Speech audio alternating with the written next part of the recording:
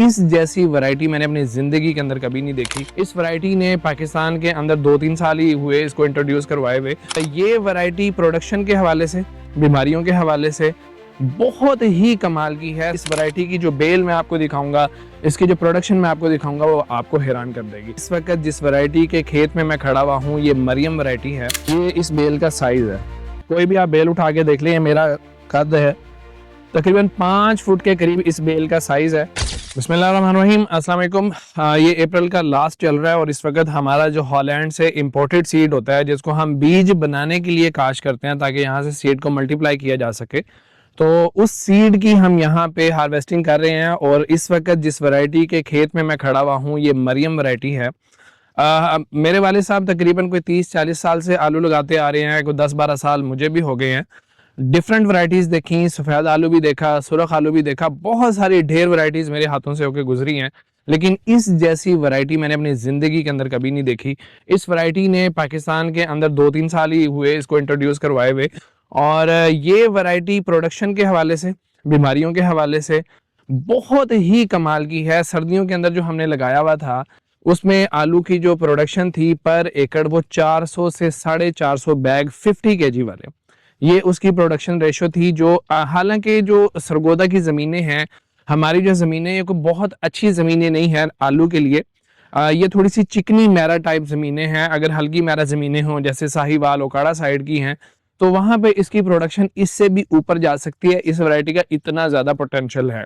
हमारे यहाँ ज़मीनी पानी उतना अच्छा नहीं है, हम ज़्यादा गहराई के अंदर बोर नहीं कर सकते, हमें नहरी पानी मिक्स करके लगाना पड़ता है। उसके बावजूद भी इस वैरायटी की जो बेल मैं आपको दिखाऊंगा, इसकी जो प्रोडक्शन मैं आपको दिखाऊंगा, वो आपको हैरान कर देगी।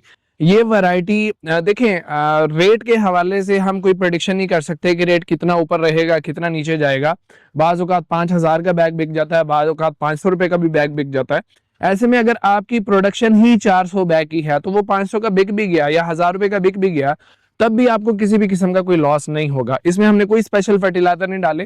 तो आज की इस वीडियो के अंदर इंशाल्लाह इस वैरायटी की प्रोडक्शन क्या आ रही है, कलर कैसा है, बेल कैसी है, बीमारियों के खिलाफ रेजिस्टेंस कैसी है, हमने इसको काश कब किया था, ये सारी डिटेल्स आज की वीडियो के अंदर आप लोगों के साथ शेयर करूंगा। इस वीडियो को एंड तक जरूर देखिएगा। इंशाल्लाह एक नई वैरायटी के बारे में, अपने एग्रीकल्चर को बदलने के बारे में आपको एक नया नजरिया मिलेगा। अस्सलाम वालेकुम दोस्तों, इट्स मी मजहर अली, आप मेरे साथ हैं IR फार्म्स चैनल पे, मेरे साथ रहिएगा। सबसे पहले जो ये प्लॉट जिसके अंदर मैं खड़ा हुआ हूँ, इसको जनवरी के स्टार्ट के अंदर लगाया गया था। जो लोग आलू को लगाने वाले हैं वो जानते हैं कि पंजाब के हवाले से ये थोड़ा सा लेट है। अगर इसको सही टाइम पे आप लगाना चाहते हैं तो नवंबर का एंड या दिसंबर का स्टार्ट एक बेहतरीन टाइम होता है। लेकिन उसके बावजूद माशाल्लाह इस वैरायटी के ऊपर किसी भी किस्म का बीमारी का अटैक नहीं है। और अभी अगर हम इसकी बेल वगैरह को देखें कि कैसी है, एक बेल के नीचे ट्यूबर साइज कैसा है, तो ये तकरीबन जो बेल जहाँ पे पड़ी हुई है, ये इस बेल का साइज है। कोई भी आप बेल उठा के देख लें, मेरा कद है तकरीबन 5 फुट के करीब इस बेल का साइज है। और इस बेल के ऊपर अगर आप बीमारी का अटैक देखना चाहें या किसी भी फ्रेश बेल को हम पकड़ लेते हैं, तो बीमारी का अटैक बाकी वैरायटीज की निस्बत इंतहाई कम है। आप देखें, हालांकि बाकी वैरायटीज जो हमारे पास लगी हुई थी, करोडा या एस्मी वगैरह, उनके ऊपर बीमारियों का अटैक आया है। इस फील्ड के ऊपर बीमारी का अटैक इंतहाई कम है। अब ऐसा नहीं है कि इसके अंदर हमने बहुत ज्यादा कोई फर्टिलाइजर यूज किए हैं, बड़े नॉर्मल से फर्टिलाइजर इसके अंदर इस्तेमाल किए गए हैं। सर्दियों के अंदर हम तो जमीन की तैयारी के अंदर कोई DAP, नाइट्रोफॉस वगैरह नहीं डालते। उस वक्त हम सिर्फ मुर्गी खाने की रूढ़ी डालते हैं। बाद में 2 बैग अमोनियम सल्फेट के, 1 बैग SOP का यूज हो जाता है।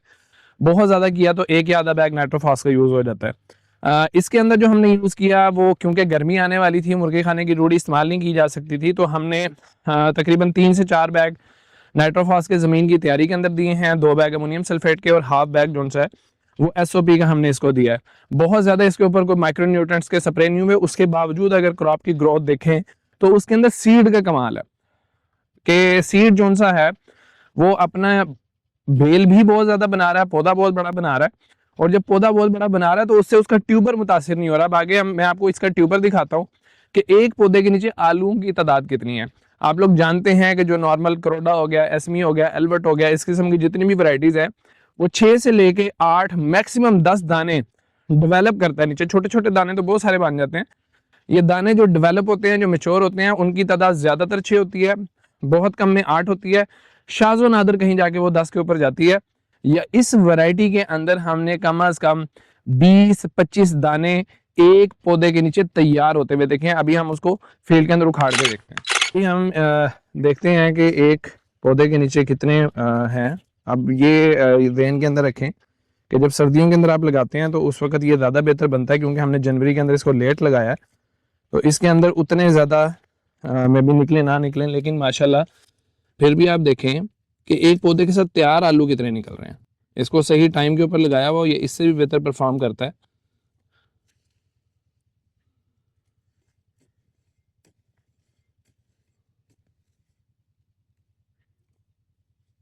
और इसका ट्यूबर बहुत दूर तक जाता है, ज़मीन के अंदर बहुत दूर तक। तो ये सारे दाने जो उनसे हैं वो एक पौधे के नीचे से तैयार में निकले हैं। अब ये जो दाने हैं ये सारे अगर इनको सही टाइम के ऊपर लगाया जाए, ये बड़े दाने तो तैयार हो गए हैं, ये छोटे दाने जो उनसे हैं ये भी आपको पता है कि बेहतरीन साइज गेन कर सकते हैं। ये देखें, तो ये सारा एक पौधे, ये जगह एक पौधे की थी हमने जो फाड़ी। अब इसमें जो बड़े और छोटे मैं आपको गिन के दिखाता हूँ। छोटे जो उनसे हैं 1 2 3 4 5 6 7 8, ये बड़े में आएगा 1 2 3 4 5 6 7 8। तो इसके अंदर वो गोली वाला साइज जिसको सीड के तौर पे आप बड़े आराम से इस्तेमाल कर सकते हैं। उसके बाद 1 2 2 4 2 6 2 8, ये 10 2 12 इसके अंदर बड़े निकले हैं और 8 जोन से हैं वो इसके अंदर छोटे निकले हैं। तो 20 आलू जोन से हैं वो माशाल्लाह एक पौधे के नीचे से निकले हैं। बाज़ पौधे ऐसे भी निकलते हैं जिनके अंदर 25-25 दाने जोन से हैं वो तैयार हो जाते हैं। अगली जो चीज़ आ जाती है इसके अंदर वो इसका कलर और इसकी शेप है। हमारे यहाँ ज़मीनों की वजह से और मौसम की वजह से जो जनवरी के अंदर या दिसंबर के अंदर आलू लगाया जाता है उसका कलर थोड़ा सा फेड हो जाता है। उसके बावजूद ये वैरायटी अपने पूरे रेड कलर के अंदर है और सर्दियों के अंदर इसका बहुत ही डार्क रेड जिसको आप बोल सकते हैं, जैसा इन बैग्स का कलर है उस किस्म का इसका कलर निकल के सामने आता है, जिसकी वजह से मार्केट के अंदर 100-200 रुपये इसका बैग ऊपर ही बिकता है। मैं बोरी की बात नहीं कर रहा, जो बैग होता है 100-200 रुपये उसका रेट ज़्यादा होता है। तो इस वैरायटी के अंदर जो पोटेंशियल है वो बाकी वैरायटीज़ की निस्बत बहुत ज़्यादा है। बाकी वैरायटीज़ के ऊपर बंदा स्प्रेज मार मार के थक जाता है जो हार्डी आलू होता है, और उसके बावजूद उसकी डिजीज़ कंट्रोल नहीं होती। इसके हमें को बहुत ज़्यादा स्प्रेज उनसे वो नहीं करने पड़े। फिर बाज़ वैरायटीज़ के ऊपर तेले का अटैक बहुत ज़्यादा शिद्दत के साथ आता है, इसके ऊपर वो अटैक भी हमें देखने को नहीं मिला। अभी आप देखें माशाल्लाह हार्वेस्टिंग हो रही है और गट्टू के साथ गट्टू जुड़ा हुआ है, बैग के साथ बैग जुड़ा हुआ है। ये तकरीबन 57-58 kg का एक बैग है जिसको हम कोल्ड स्टोर के अंदर रखवा रहे हैं। इंशाल्लाह ये सीड के तौर पे यूज़ किया जाएगा। मोटा आलू जौन सा होता है उसको काट के लगा दिया जाता है, बारीक आलू जौन सा उसको वो साबित लगा दिया जाता है। तो पाकिस्तान के अंदर जितनी भी वैरायटीज़ हैं उन वैरायटीज़ में से इस वैरायटी का जो पोटेंशियल है मेरे नॉलेज के मुताबिक, अगर आप लोगों के जहन में कोई और वैरायटी आ रही है मुझे बताइएगा, मैं उसका कंपैरिजन इंशाल्लाह करूंगा।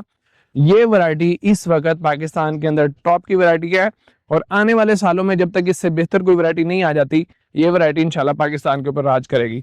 तो इस वैरायटी के बारे में अगर आप जानते हैं तो कमेंट में अपनी राय का इज़हार जरूर कीजिएगा। मज़हर अली को इजाज़त दीजिए। अल्लाह हाफ़िज़।